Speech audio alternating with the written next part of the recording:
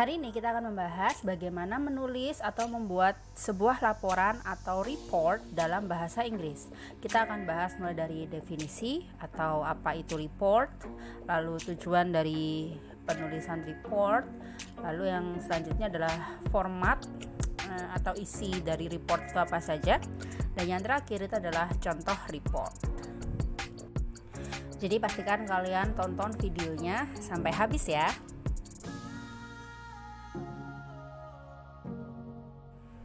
Tapi seperti biasa, sebelum kita mulai, jangan lupa untuk like video ini dan subscribe buat kamu yang belum subscribe channel ini.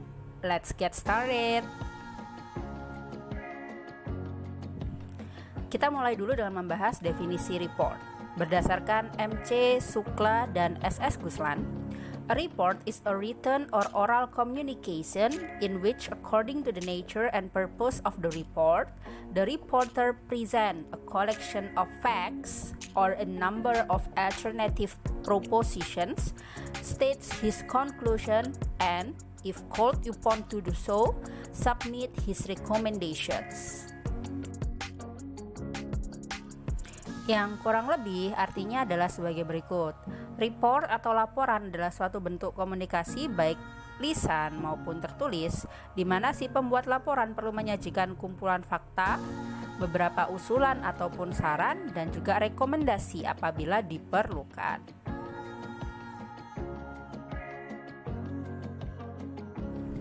Berdasarkan definisinya tersebut, kita bisa menyimpulkan bahwa report atau laporan ini berbeda dengan report teks yang sudah kita pelajari sebelumnya ya. Kalau report teks atau factual report itu mendeskripsikan sesuatu secara general atau luas.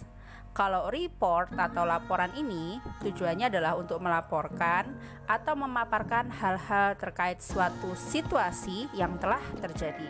Jadi jangan sampai salah atau tertukar makna antara kedua jenis teks ini ya.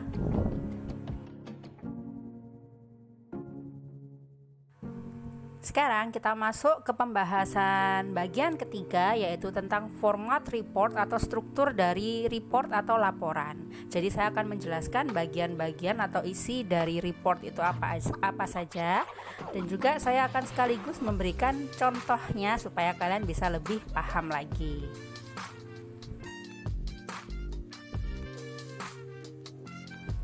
Yang pertama adalah title section atau judul.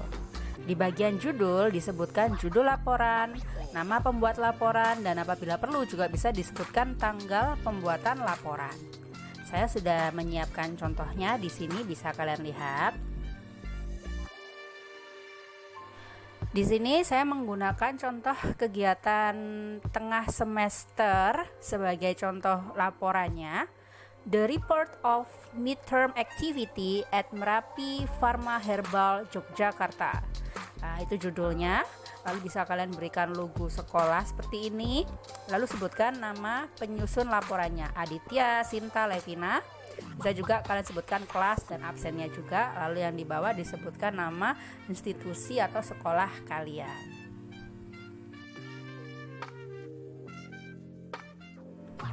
Bagian yang kedua dari suatu report atau laporan adalah acknowledgement. Acknowledgement ini berisi ucapan terima kasih kepada pihak-pihak yang membantu terselesaikannya laporan tersebut. Biasanya sih kepada guru pembimbing, bisa juga kepala sekolah, orang tua atau teman. Nah, bisa dilihat contohnya di sini. We would like to express our special thanks of gratitude to my teacher as well as our principal ya. Jadi kamu mengucapkan terima kasih ke guru yang membantu atau menugaskan tugas laporan tersebut dan juga membimbing selama pembuatan laporan. Lalu juga ibu kepala sekolah bisa juga. Lalu di paragraf kedua, secondly ini, kamu juga bisa mengucapkan terima kasihmu kepada orang tua, teman, dan pihak-pihak lain yang membantu terselesaikannya laporan itu.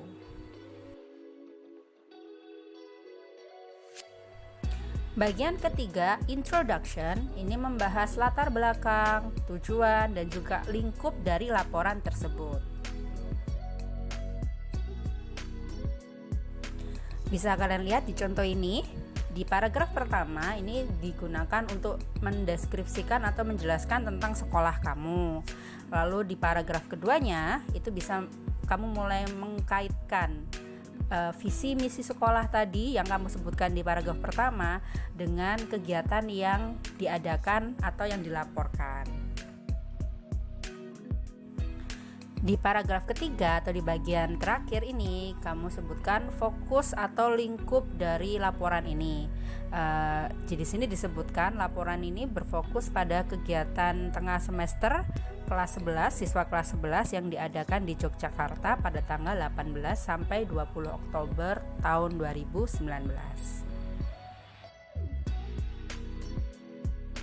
Bagian keempat dari report atau suatu laporan adalah body.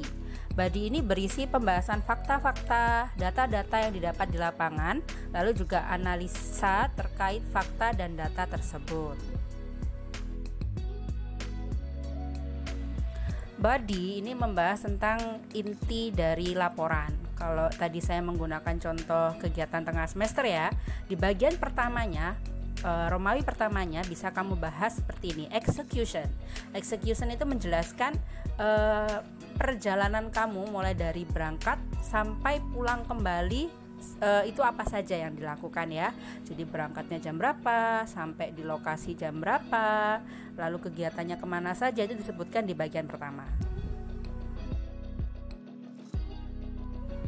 Di Romawi kedua untuk body ini saya membahas the benefit of ginger. Loh, kok tiba-tiba ini kok bahas manfaat dari jahe? Ya, kebetulan kegiatan tengah semester di sekolah saya tahun 2019 untuk kelas 11 itu mereka mengunjungi tempat pengolahan jahe, dari mulai jahe segar menjadi jahe serbuk yang siap untuk minum ya. Jadi di situ maka yang paling cocok untuk pembahasan kedua di body ini adalah yang berhubungan dengan jahe, seperti itu. Di bagian ketiga untuk body, karena tadi sudah membahas apa manfaatnya jahe, apa itu jahe, di bagian ketiga disebutkan prosedur atau cara membuat atau mengolah jahe dari jahe segar menjadi jahe bubuk yang siap untuk minum. Karena memang kan inti dari kegiatan tengah semesternya adalah yang ini ya. Jadi yang paling tepat adalah menyebutkan prosedurnya atau cara pengolahannya. Jadi untuk bagian body atau inti atau isi dari laporan ini sesuaikan dengan jenis kegiatan yang kalian lakukan ya. Kalau kalian melakukan kegiatan tengah semester tapi mengunjungi pabrik otomotif, mengunjungi kantor atau mengunjungi tempat produksi, misalnya produksi pakaian, itu kalian sesuaikan yang kalian amati selama di industri atau pabrik itu apa, lalu bisa kalian bahas di bagian kedua dan ketiga dari body ini. Kita masuk ke bagian kelima, yaitu bagian conclusion. Conclusion atau kesimpulan adalah memaparkan kesimpulan dari hasil analisa data dan fakta yang sudah kamu kumpulkan atau kamu tuliskan di bagian body tadi. Contohnya seperti ini. Di sini dinyatakan bahwa kegiatan tersebut punya banyak manfaat kepada siswa karena mereka bisa belajar cara pengolahan jahe agar lebih modern dan lebih mudah untuk dipasarkan ya, seperti itu. Bagian keenam dari pembuatan laporan yang selanjutnya adalah recommendation. Recommendation ini berisi usulan atau saran yang bisa digunakan untuk dasar penyusunan laporan berikutnya. Contohnya seperti ini. Di sini direkomendasikan bahwa untuk kegiatan selanjutnya mungkin bisa mengunjungi pabrik atau industri lain ya, tapi tetap masih berhubungan dengan kesehatan karena kebetulan sekolah saya kan dalam bidang kesehatan ya. Jadinya di sini disarankan mungkin bisa mengunjungi pabrik yang memproduksi suplemen, vitamin atau yang sejenisnya. Bagian ketujuh dari penyusunan report atau laporan adalah references. Ini berisi daftar pustaka, jadi berisi daftar buku, jurnal, alamat situs web yang digunakan sebagai sumber atau referensi penyusunan laporan tersebut. Contohnya seperti ini ya. Jadi kalau buku, ikuti aturan penulisan daftar pustaka untuk buku. Kalau untuk situs web atau dari internet, ikuti aturan penulisan daftar pustaka untuk tulisan dari internet.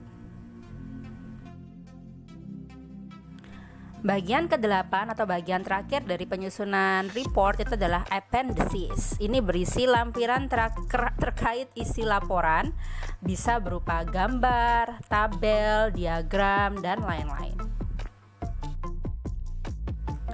Contohnya kurang lebih seperti ini.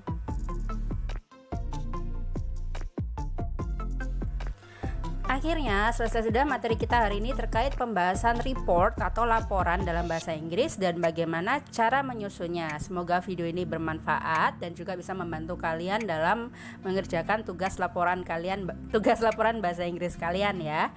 Jangan lupa untuk like, comment, share, dan subscribe. Terima kasih. Wassalamualaikum warahmatullahi wabarakatuh.